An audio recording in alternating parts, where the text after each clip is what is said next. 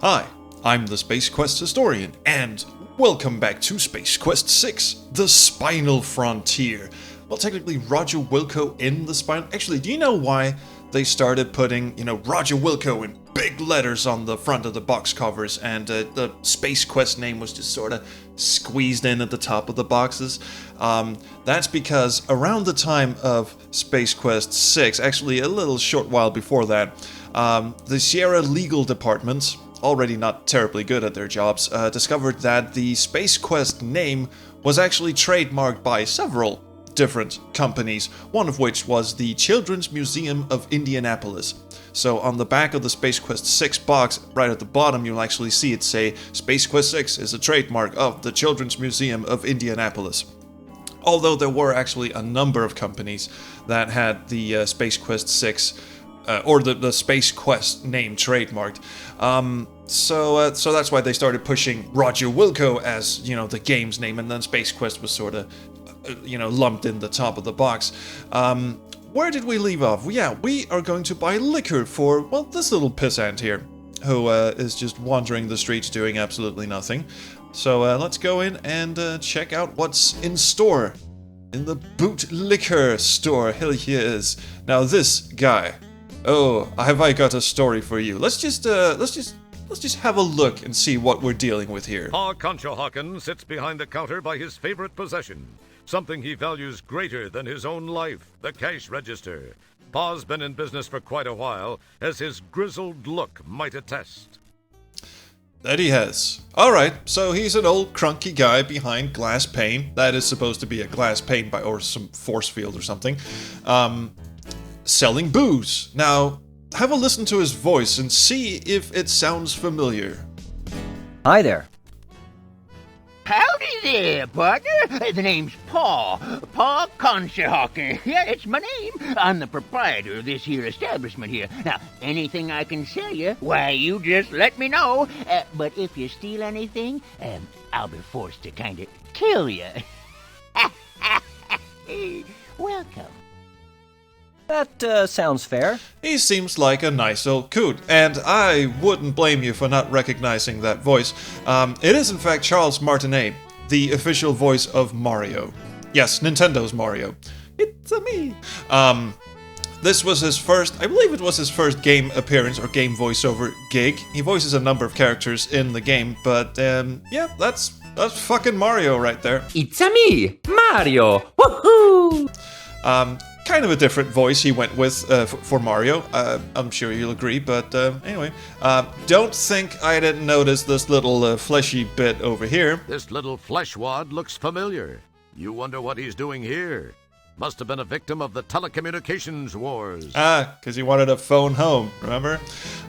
So if you go over and, touch the little prick, because that's what we're about in this game. We like to touch things that aren't ours. This will happen. Very adorable, isn't it? It's even got a little smile. Now, what happens if we do that 6 more times?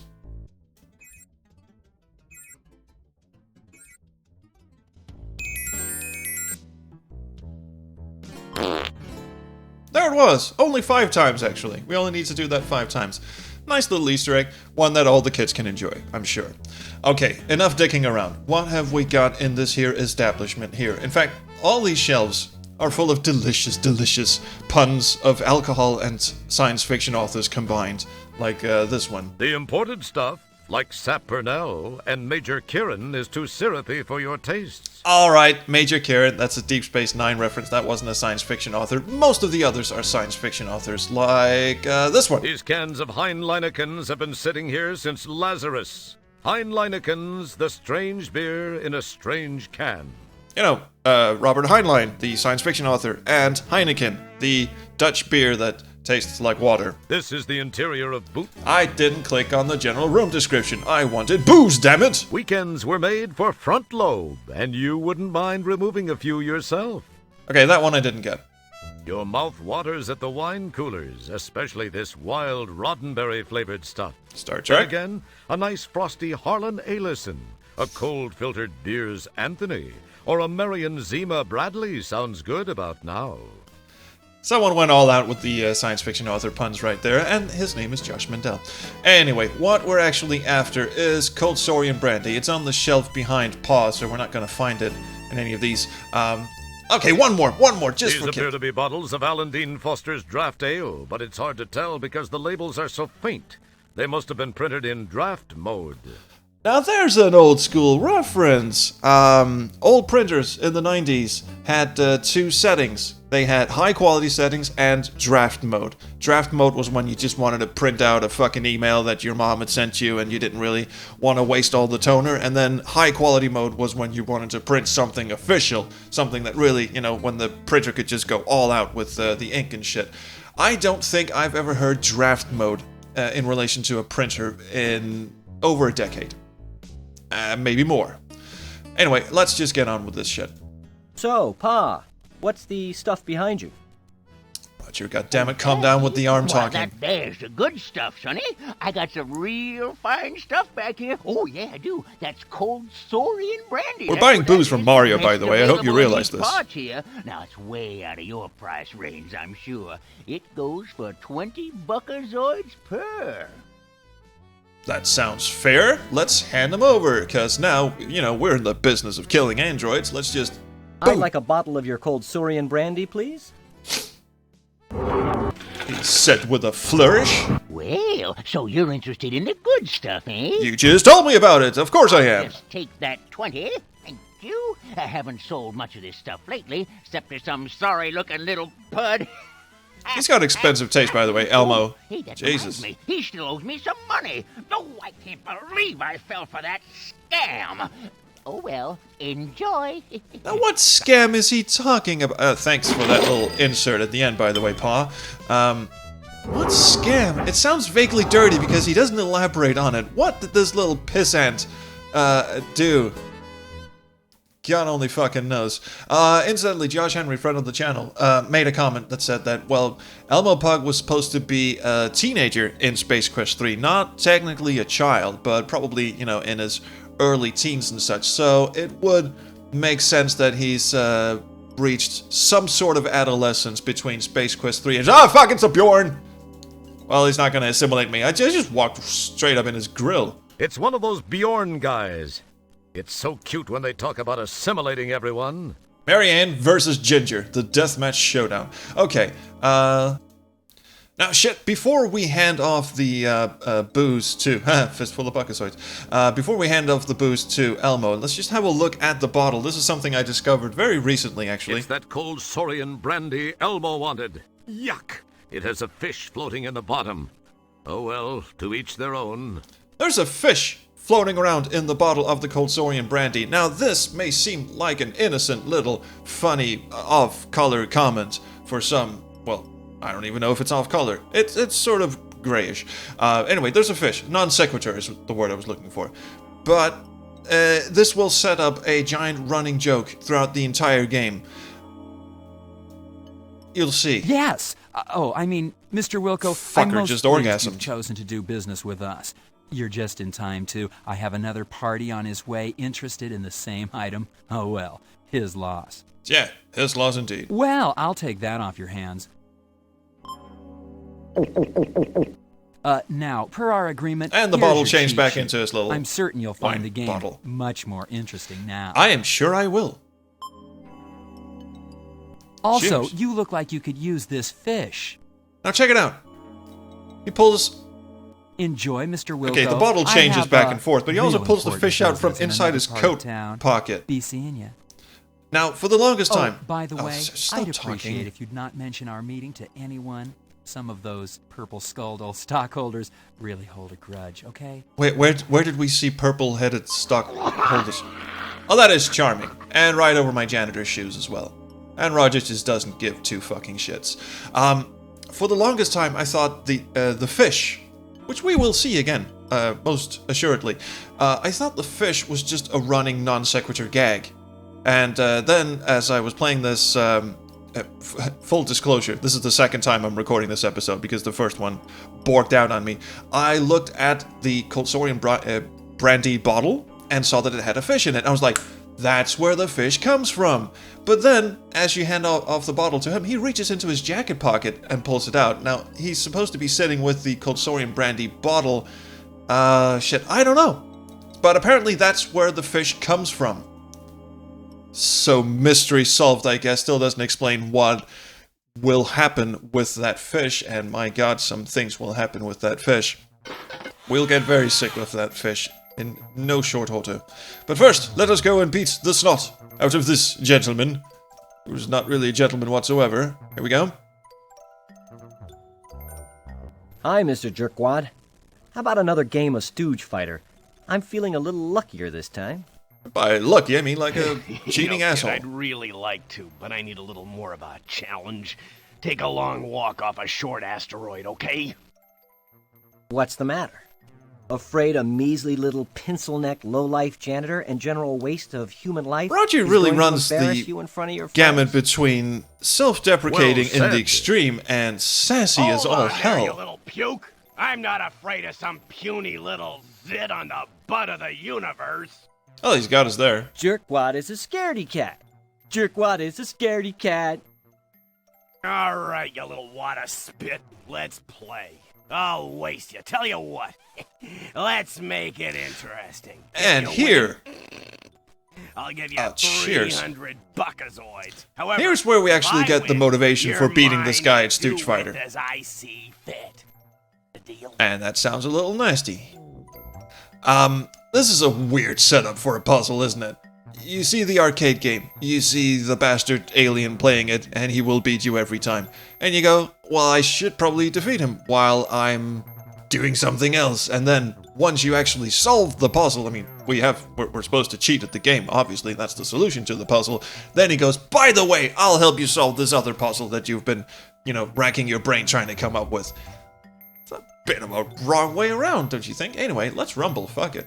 Oh, this is gonna be fun! Oh, you're a bit puny, but I'm sure I'll be able to get a few buckazoids for you over at the slave colony. Admittedly, that doesn't sound good. I'm sorry. I don't think I heard you quite right. Did you say slave colony? Too late to back out, Borg breath. I'm sure he just means, I knew that. fanning someone, some rich guy feeding him grapes and shit, banging his glasses for some reason. Alright, let's get into it. Another great game from the fine folks at Scumsoft. Indeed. Have you noticed something? Yes, the names of the characters have changed. This is another little Easter egg that I promised you in the last episode. If you play Space Quest 6 on 3 days out of the calendar year, those days would be, I've got them up here, April the 11th, January the 3rd, or December the 29th, then these names will change, and some other things will happen in the game as well. I'll get to those later. These 3 dates are the birthdays of the programmers of Space Quest 6. Well, 3 of them anyway. April the 11th is Michael Litton, January the 3rd is Steve Conrad, and December 29th is William Shockley. We saw his marriage proposal on the cinema marquee out front. So let's play with Michael Litton. I forgot to enter the cheat code, didn't I? Yeah, I did. As you'll notice, the game characters don't actually change inside the game. And something I forgot to mention in the other episode was that this is not just a parody of Street Fighter, but it's also a parody of the violent fighters games of the 90s, Mortal Kombat in particular, which actually went to court because, oh my god, it was so violent. And this is sort of making the parody assumption that, the Stooges were kind of a violent thing, so they would of course be, if they'd come out in the 90s, they would also be the violent video game. I just fucking end it already. Well, that did not go terribly well. However, I'm sort of glad I did, because something else will happen when you lose, and that is that... Hey, this guy's good. You can kiss this game goodbye. Yeah, like I need you rubbing it in. Sorry. That's the first instance of Roger conversing with the narrator, something that I find really disconcerting in a lot of ways, because that sort of implies that Roger's just hearing voices narrate his life. Alright, let's get into this, because as we know, all adventure game NPCs have really, really bad short-term memory, so let's just get in and do this again. And this time do it right! Jerkwad. How about another game of Stooge Fighter? Back out, bored breath. I didn't back out. In fact, I knew lost. that. I should be halfway on my way to the fucking slave colony at this point, but he doesn't seem to give two shits. I can play him as many times as I want, and every time he'll just go up and go, you know what? I'm thinking slave colony. Yeah. I am thinking ABBACACA, which is the cheat code. And suddenly, the little cheat button appears, and now we can fuck him up like nobody's business, and we should do it with the Shockmeister. Yes. Now, this one doesn't actually have a keyboard shortcut, so I'm just gonna click it with the mouse. You know, like we used to do in olden times. Come on, Larman, do your stuff. Ow.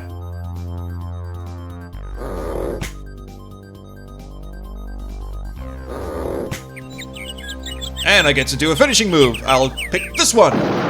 That was a little weird. Lairman, win. Go, Lairman. Victory. Hell yeah. Now, sadly, this just means I have to... Oh, Jesus, the clipping. This just means I have to spam this button as many times as I can. Actually, if you play the game without cheating and you get as far as, you know, have the enemies, have the... I picked C this time. It's the same fucking finishing move? Come on. Victory. The game will actually cheat. It will just start dodging your attacks and you know, cancel out your attacks and all this shit. So, there is no way to beat it without cheating. Yeah, that was pure luck. Gee. Also cheating. Where's my money? Yeah.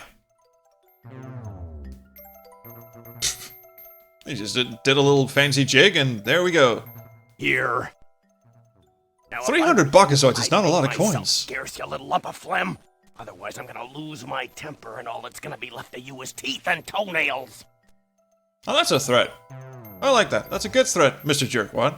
I'm going to scoot like the wind and piss off out of your hair.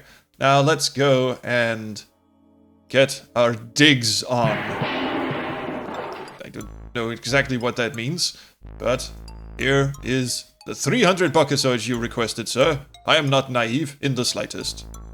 Life of trials. Okay, son, you just scribble your old Bill Shatner on the register screen and I'll get your key card. It's as fine a room as you'll find on this orb. That doesn't really say much, does it? You have a brief moment of what you think is cleverness. Buxton Freem. Buxton Freem. You decide to wittily sign the name Franzel Neekberm. Close enough.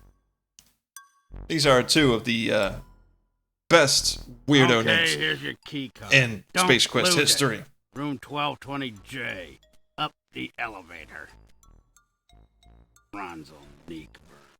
If I had a Bokazoid for every time I'd seen that name, I'd be sitting pretty. I could afford one of those fancy Is that a reference to fur-lined something? donut thingies that...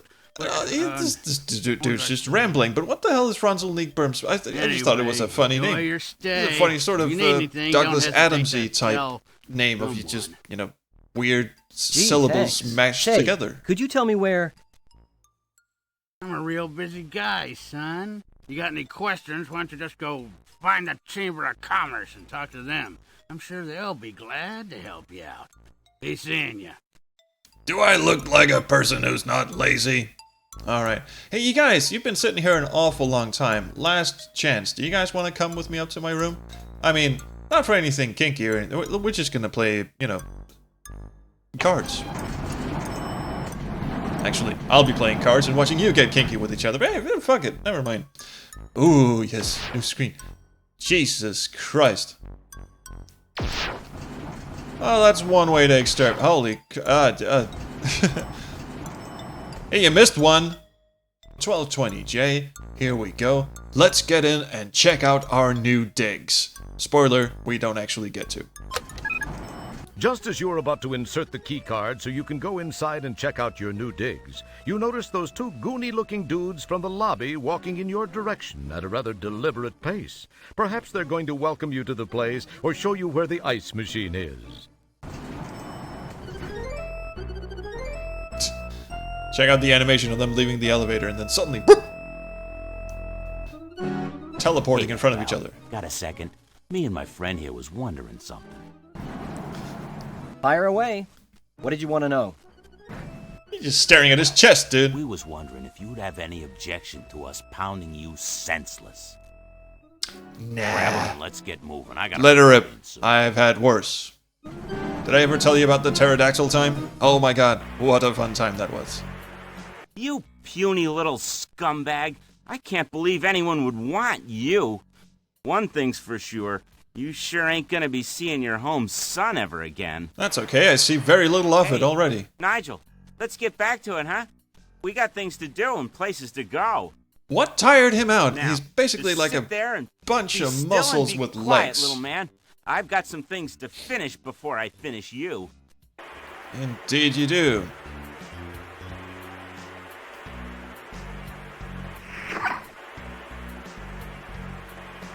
Well, what a fine predicament we're in. Yes, please, set up the puzzle. That is a keycard. It opens this door. Thank you. Thank you very much. Now he sits down and does absolutely nothing. And at some point, yes, Roger, wiggle, wiggle, wiggle. We didn't notice you were tied up at all.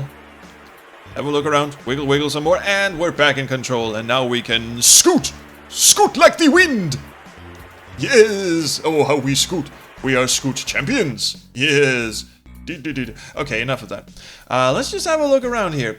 Some might recognize this if they had an original boxed copy of Space Quest 4 as the centerfold, which they just kind of scanned in and put on the wall of this room here. It's the popular pin-up alien Krill McPherson, the one that poses all over time pods in Space Piston magazine. Just watch that McPherson strut. It almost sounded like Gary Owens was about to crack up after that, or they just cut him off. Anyway, I don't think I didn't notice this monstrosity over here, but let's just have a look at this poster up here. This poster is from that new graphic novel series about the sewer worker who doubles as a psychic investigator. You think it's called Gabriel Norton. Yeah. And, oh, this is a very uplifting message. This symbol is all the rage among teenagers in the quadrant. None of the adults knows what it means, but it's shorthand for no sign of life. And the last one. It looks like the lead singer for that new death metal band, the Disgruntled Postal Workers. So anyway, what do we got? This is the data corder you got from that endodroid hunter dude. He stole our data corder, bastard. And this is... It's a burlesque moddy. We'll get back to those in a bit. But first, fucking freaky toy collection we've got over here. You have no idea where this place is, but it's nice to see that grunge has finally hit the interior decorating industry. Okay, that was just the general room description. This alien woman looks to be in very bad shape. Her pupils are fixed and dilated. Her poor body woman. is stiff, almost as if she's dead. And her skin looks tight and puffy, as if bodily gases are building up inside her. Bandages and patches appear in profusion all over her, and some of her seams look like they're about to give way. You make a mental note to come back and rescue this poor woman. I just imagine sitting in the record booth as Gary Owens, and you don't really have any context because you're not looking at the screen you're narrating. You're just reading this out loud. There must have been a conversation in there about what the fuck am I actually reading? All right, let's just do something and solve the puzzle here. Why, there's a... It's the key ring that doofus hung on the wall after the other doofus left. Let us defeat the doofus, shall we? Oh, extendo legs! Hey, what the fu... I don't want to see you move another inch or I'm going to slice you into nice little bite-sized pieces. Now, can it?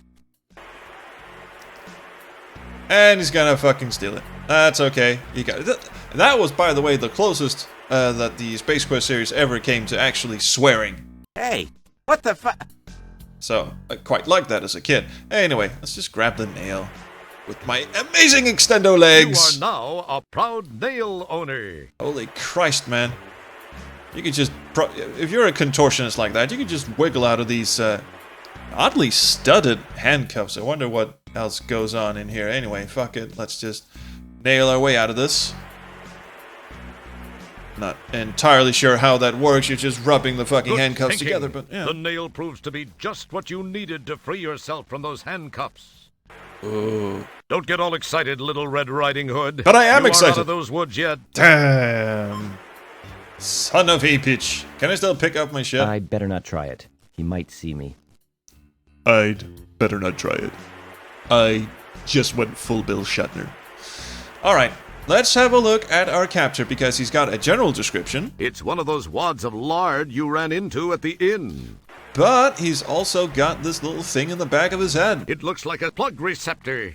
That sounds like they just mashed two lines together real good. Have a listen. It looks like a plug receptor. It looks like a plug receptor. Cool, Mr. Owens. Anyway, there was probably something more to it, but now it's just a plug receptor. Anyway, last thing we need to check out in this room to escape it is... a beautiful thick shag carpet of Pelvis Brailsford, the rock and roll programming sensation, adorns the east wall of this grungy apartment. Brailsford also being the last name of Oliver Brailsford, the third executive producer that this game had. It went through a lot of executive producers. Like I said, very troubled development this game had. And, you know, bless his heart, he probably did what he could, but at this point, it was a sinking ship. So, I mean, again, it is amazing. Lay the rug on the floor. This game never came out at all. For your interior decorating talents, you feel very satisfied with the location you have chosen. I'm just solving this puzzle without actually telling you what the hell I'm doing. This is a velour, nylon, something. It conducts static electricity. The pelvis rug is arranged nicely on the floor. How you're supposed to work that out, I'm not entirely sure, but hey, when all else fails, get jiggy with it.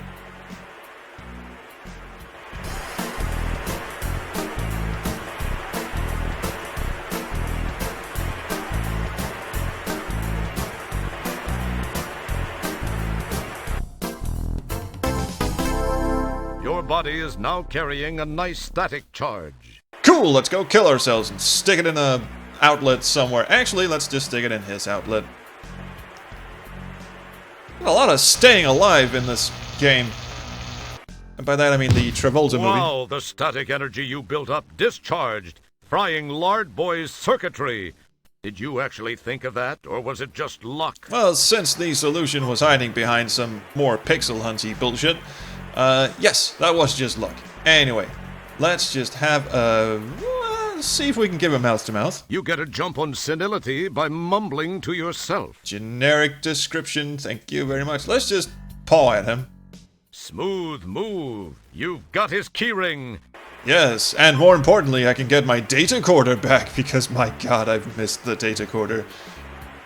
There it is. This is the data corder. Yes, I know. I want to feel it, and cuddle it, and hug it, and other things. That one came out of nowhere. Alright.